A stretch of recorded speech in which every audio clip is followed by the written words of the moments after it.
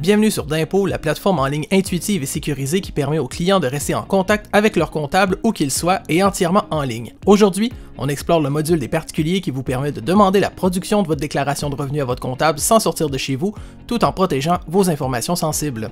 Avant de débuter, il est crucial de préciser que votre comptable doit être inscrit sur la plateforme D'impôt pour pouvoir bénéficier du service qui suit. Si ce n'est pas déjà le cas, n'hésitez pas à suggérer D'impôt à votre comptable. Il pourra s'inscrire et utiliser cet outil instantanément, sans nécessité d'installation ni d'attente. La toute première étape est de se créer un compte. Si votre comptable vous a envoyé une invitation par courriel, c'est qu'un compte vous attend déjà et vous pouvez suivre les instructions dans l'invitation qui vont vous guider à votre page d'accueil. Sinon, votre comptable devrait vous fournir un lien pour accéder à la plateforme D'impôt par vous-même, souvent à même son site web, dans lequel le numéro de référence ou l'ID d'organisation seront déjà fournis. Autrement, vous pouvez lui demander. Il reste ensuite à inscrire votre nom, votre adresse courriel et votre numéro de téléphone et le tour est joué. Pour compléter, choisissez un mot de passe complexe et unique pour plus de sécurité. Si vous avez accepté l'invitation de votre comptable par courriel, un mot de passe temporaire vous a été attribué. Il est recommandé de le modifier en cliquant sur votre nom en haut à droite de la page, puis sur Paramètres.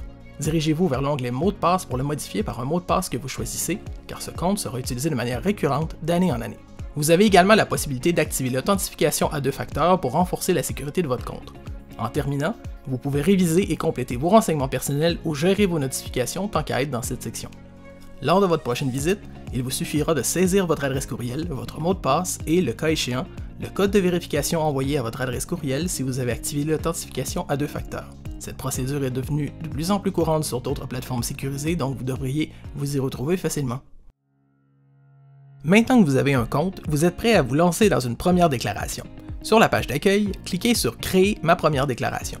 C'est ici que vous allez venir indiquer à votre comptable vos informations les plus à jour sur votre situation personnelle, familiale et fiscale. La plateforme vous permet d'ailleurs de produire pour plus d'une année si vous avez pris du retard dans vos déclarations. Pour la démo, on va seulement indiquer l'année courante sans changer le nom par défaut. Le formulaire compte quelques pages assez courtes où vous pouvez fournir vos informations, mais aussi ajouter un conjoint ou une conjointe et vos personnes à charge. Quand vous remplissez une page, pour valider, cliquez sur « Enregistrer » et ensuite vous pourrez passer à la page suivante. Une fois que vous avez enregistré, vous pouvez quitter et revenir à tout moment pour poursuivre où vous étiez à la dernière sauvegarde. Attention, si vous vous reconnectez une deuxième fois, ne créez pas une nouvelle déclaration, veuillez simplement ouvrir celle que vous aviez déjà commencée et sauvegardée. Ça prend environ 5 à 10 minutes à compléter pour la plupart des gens qui sont étudiants, salariés ou retraités. Pour les travailleurs autonomes ou les gens qui sont dans des situations particulières comme un propriétaire d'immeuble à revenus ou un travailleur éloigné, vous allez avoir un peu plus d'informations à fournir, mais ça va tout de même très vite. Lorsque le questionnaire est complété, la prochaine étape est la section « Téléverser mes docs » qui consiste en une structure simple pour aider votre comptable à s'y retrouver.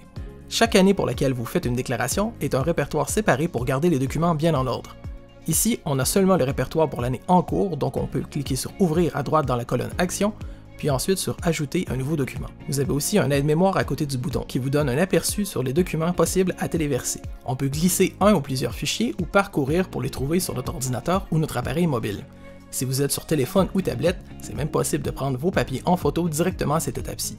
Ensuite, vous pouvez faciliter le travail de votre comptable en spécifiant le type de document que vous attachez.